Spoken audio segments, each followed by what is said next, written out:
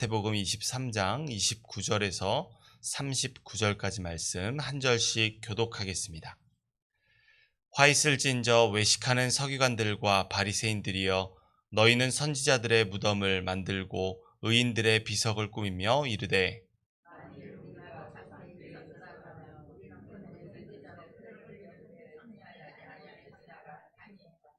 그러면 너희가 선지자를 죽인 자의 자손임을 스스로 증명함이로다. 뱀들아, 독사의 새끼들아, 너희가 어떻게 지옥의 판결을 피하겠느냐?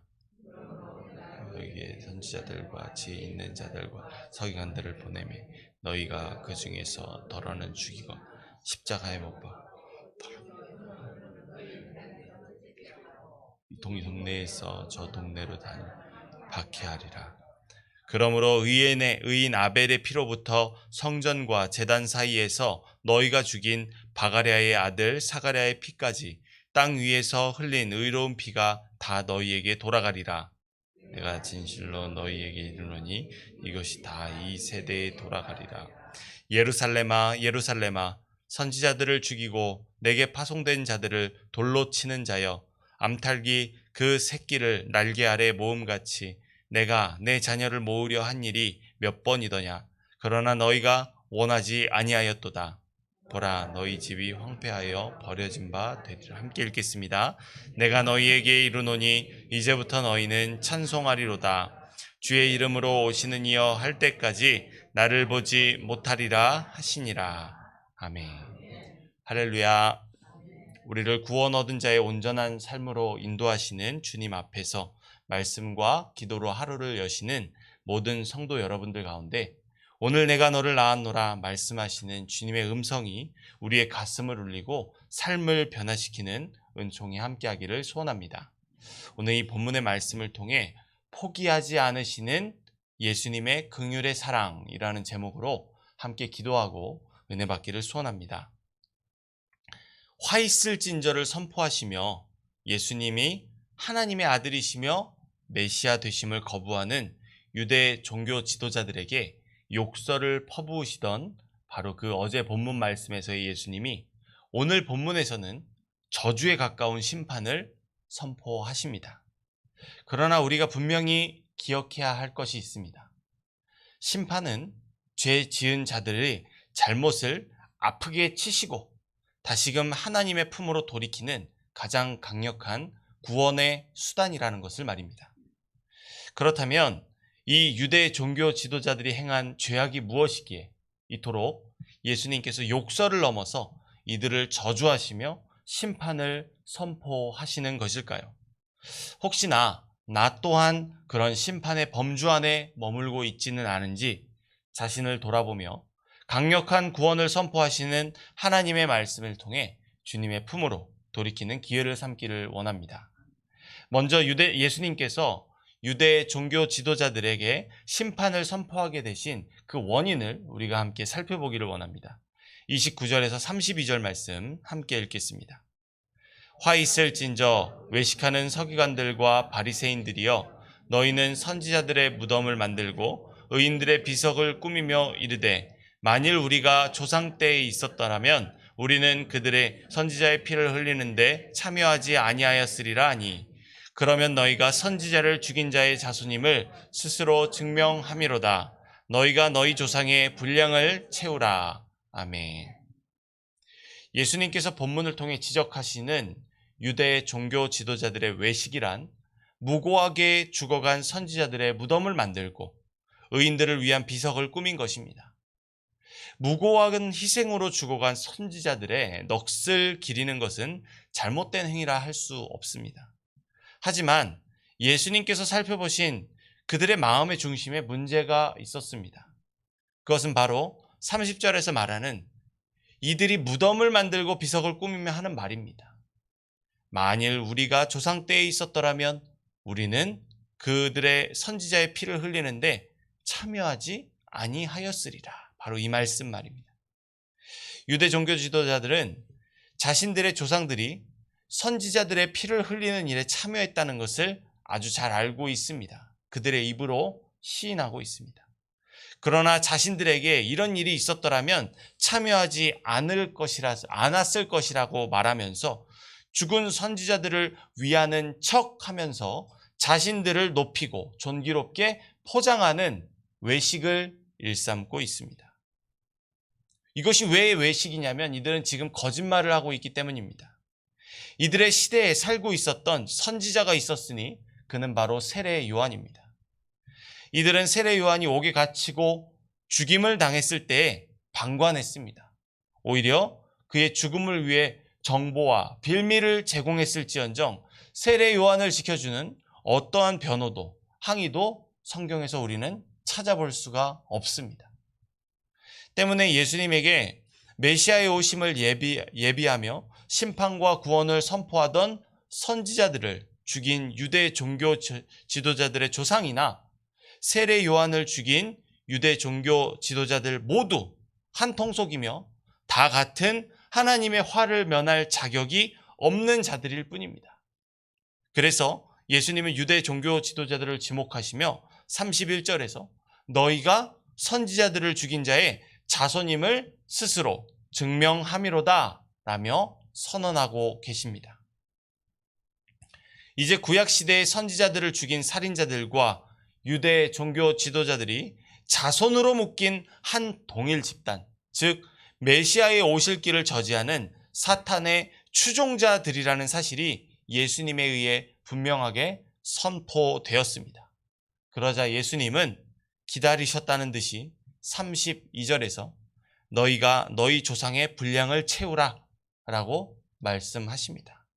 이 채우라는 의미는 무언가 분명한 목적을 위해 정해진 분량의 부족한 부분을 채워 넣으라는 것으로 그동안 유대 종교 지도자들의 조상 때들로부터 저질러온 사탄의 앞잡이 노릇을 하는 일을 끝맺음을 이루라는 것입니다. 이는 곧 온 인류를 구원하시기 위한 목적으로 오신 하나님의 아들이시며 메시아이신 예수님의 사역을 이루기 위해 반드시 있어야 할 일, 즉 십자가의 죽음을 암시하는 것입니다. 예수님의 말씀처럼 이제 곧 유대 종교 지도자들은 예수님을 죽게 할 것이며 그들이 만드는 선지자들의 무덤이나 의인들의 비석들은 모두 외식이었다는 것이 증명될 것입니다. 그들은 존귀롭고 덕망 높은 자들이 아닌 자신들의 조상들보다 더욱 악한 자들이 될 것입니다. 사랑하는 성도 여러분, 하나님께서 우리에게 주신 믿음은 영생에 이르게 하는 구원의 은혜입니다. 그 믿음에는 합당한 열매가 있어야 하며 하나님은 그런 우리의 열매를 주목하고 계십니다. 왜냐하면 그 믿음에는 능력이 있기 때문입니다. 예수 그리스도의 피가 우리를 정결하게 하여 이전의 죄악을 벗어던지고 선한 일을 하게 하는 능력이 있기 때문입니다. 나의 선한 일이 아닌 하나님의 선한 일을 하게 하는 능력이 있기 때문입니다. 이를 위해서 반드시 해야 할 일이 하나 있습니다. 그것은 우리 자신을 날마다 죽이는 것입니다. 그렇지 않으면 썩어질 육신에 깊이 새겨진 스스로를 높이고 존귀롭게 하려는 조금이라도 지적을 받고 억울한 일을 당하면 하나님의 말씀을 선포하는 선지자들을 죽이고야마는 유대 종교 지도자들의 외식이 우리의 믿음을 집어 삼킬 것입니다. 그에 따른 결말은 화 있을진저 라는 심판의 선언임을 우리는 기억해야 합니다. 믿음으로 거듭난 사도 바울은 부활하신 예수님께서 맡기신 복음의 종과 증인된 사명을 감당하면서 오직 복음만을 자랑하는 삶을 살아갔습니다. 그런 사도 바울이 자신의 것을 자랑하는 것이 하나 있었으니 그것은 바로 날마다 자신을 죽이는 것이었습니다. 형제들아, 내가 그리스도 예수 안에 우리 주 안에서 가진 바 너희에 대한 나의 자랑을 두고 단언하노니 나는 날마다 죽노라. 고린도전서 15장 31절 말씀입니다. 이 말씀을 기억하며 자만이나 우쭐거림이 아닌 나의 신앙의 연수를 자랑함이 아닌 더욱 자신을 비워내는 낮아짐과 겸손으로 내 안을 더욱 주님으로 가득히 채워 진리의 말씀이 나를 살게 하는 믿음의 열매가 풍성히 맺혀지는 결실이 있는 모든 성도 여러분들이 되시기를 소원합니다. 이 유대 종교 지도자 무리가 예수님의 시선에 과연 어떻게 비춰질까요? 그들의 모습은 33절에서 말하는 것처럼 마지막 때에 심판만을 앞두고 있는 옛 뱀 사탄을 따르는 무리들, 즉 뱀들일 뿐이며 독사의 새끼들일 뿐입니다. 때문에 이들은 창세기 3장 15절에서 하나님께서 약속하신 뱀의 머리를 상하게 할 여인의 후손을 견제하며 그를 선포하는 선지자들을 죽이며 핍박해 온 것뿐입니다. 뱀들의 새끼, 독사의 자식이기 때문입니다. 그리고 예수님은 이 모든 순교당한 이들의 피가 반드시 유대 종교 지도자들의 머리로 돌아가게 될 것이라며 저주를 선포하십니다. 우리 35절에서 39절 말씀 함께 읽겠습니다. 그러므로 의인 아벨의 피로부터 성전과 제단 사이에서 너희가 죽인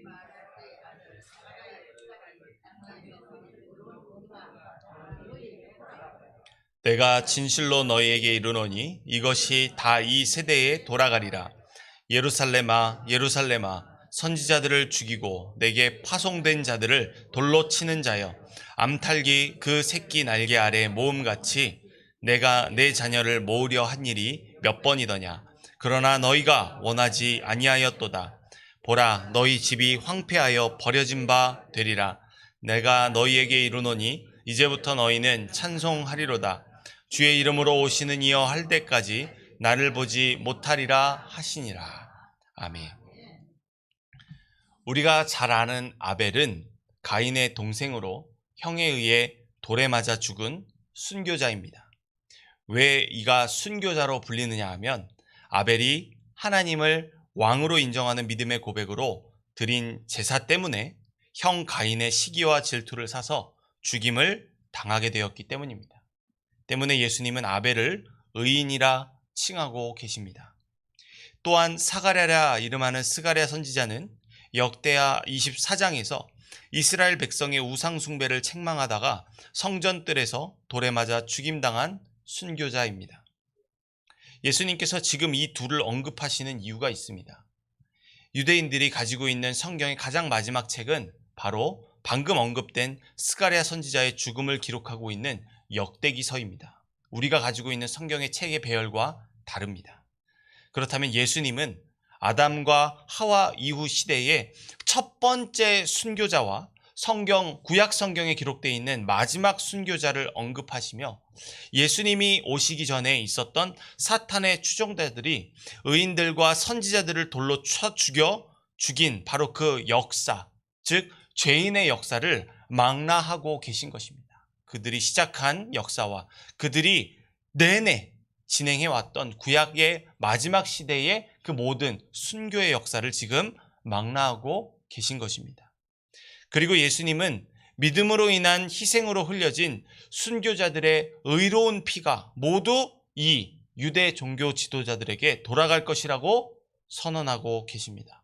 왜냐하면 이 유대 종교 지도자들은 하나님을 대적하고 메시아의 오실 길을 선포하던 의인들과 선지자들을 핍박하고 죽인 그들의 조상들의 행위에서 돌이키지 않고 지속하며 이제는 한술 더 떠서 이 땅에 오신 구원자이신 메시아를 핍박하고 죽이려 하고 있기 때문입니다. 지금 이 저주를 선언하시는 예수님의 말씀을 듣고 회개하면 아직은 기회가 있습니다. 그러나 그렇지 않는다면 이들은 성경이 말하는 악인들의 반열에 따르는 옛뱀 사탄의 추종자일 뿐이며 하나님의 진노의 심판을 받게 될 대상이라는 것이 이미 확정되어 있습니다. 그리고 이 일은 이 세대에 반드시 일어나게 될 것이라 예수님은 확증하고 계십니다. 이어서 예수님은 돌이키지 않는 이 유대 종교 지도자 무리를 바라보시며 예루살렘아 예루살렘아 선지자들을 죽이고 내게 파송된 자들을 돌로 치는 자여 라고 탄식하십니다. 이들의 후손들은 너무나도 똑같이 스데반을 돌로 쳐 죽이기까지 했습니다. 선지자들을 파송하신 것은 심판과 구원을 선포하는 것과 동시에 이들을 핍박하고 죽이던 사탄의 추종자들마저도 하나님의 품으로 돌이키시기 위한 구원의 손길이었습니다. 그렇지 않고서야 예수님께서 이토록 집요하게 그들을 향해 심판을 선언하시며 두려움을 안기실 이유가 전혀 없는 것입니다. 그러나 그들은 하나님의 구원의 손길을 뿌리치고 메시아마저도 거부하고 핍박하며 끝내 죽이려 들고 있습니다. 그런 유대 종교 지도자들은 결국 그들의 손으로 튼튼하게 세우고 있는 것과 같은 집이 황폐해지는 것일 뿐입니다.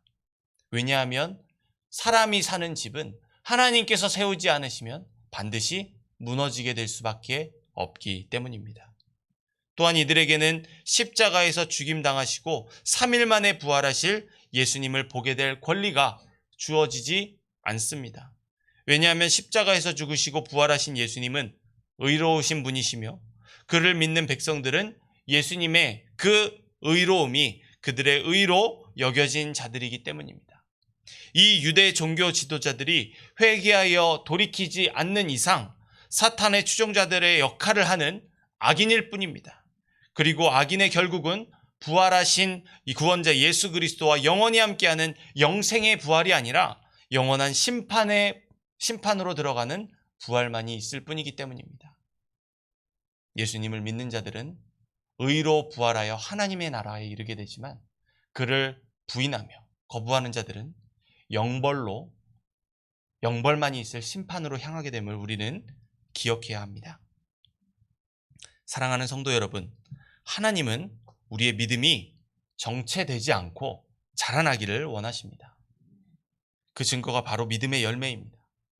그 과정 속에서 믿음으로 인하여 당하게 되는 억울한 일들이 있습니다. 하지만 이 본문에서 말씀하시는 것처럼 그 모든 믿음으로 인한 억울한 일들은 하나님께서 갚아주시는 것입니다. 그러므로 우리가 맺어야 할 의의 열매는 과연 무엇이겠습니까?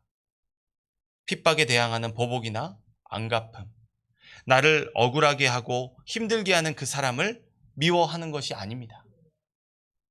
7번씩 70번일지라도 자신을 죽이려고 하는 자들을 돌이키기 위해서 저주와 심판을 선포하기를 마다하지 않으시는, 포기하지 않으시는 예수님의 긍휼의 사랑이 오늘 우리에게 있어야 할 바로 그 예수님의 성품인 줄 믿습니다.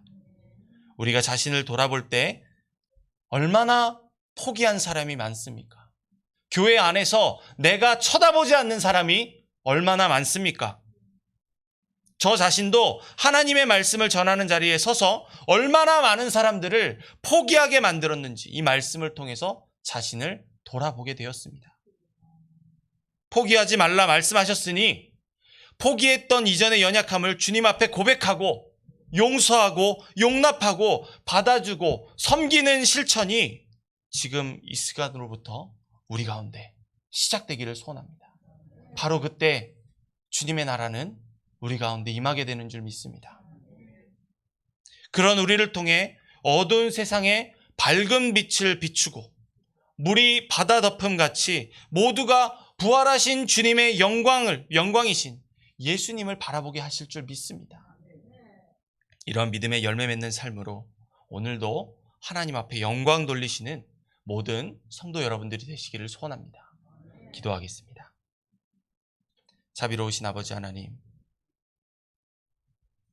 썩어 냄새가 진동하는 자들에게도 결코 포기하지 않으시고 마지막 최후의 수단으로 저주의 심판을 선언하시면서도 끝까지 그들을 포기하지 않으시는 마지막 한 영혼까지도, 잃어버린 그 영혼까지도, 죄악에 넘어져서 신음하고 있는 그 영혼에게도 관심을 베푸시며 그들에게 음성을 기울이시며 그들에게 생명을 전하시는 주님의 그 신실하신 사랑의 성품이 오늘 우리에게 발견되기를 소원합니다.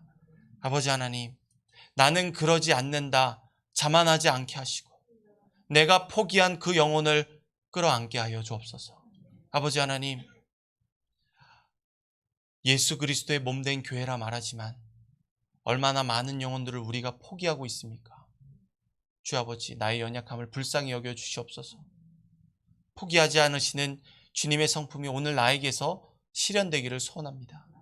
연약하고 부족하오니 이 썩어질 육신을 주여 새롭게 새살이 돋아나게 하여 주시옵소서.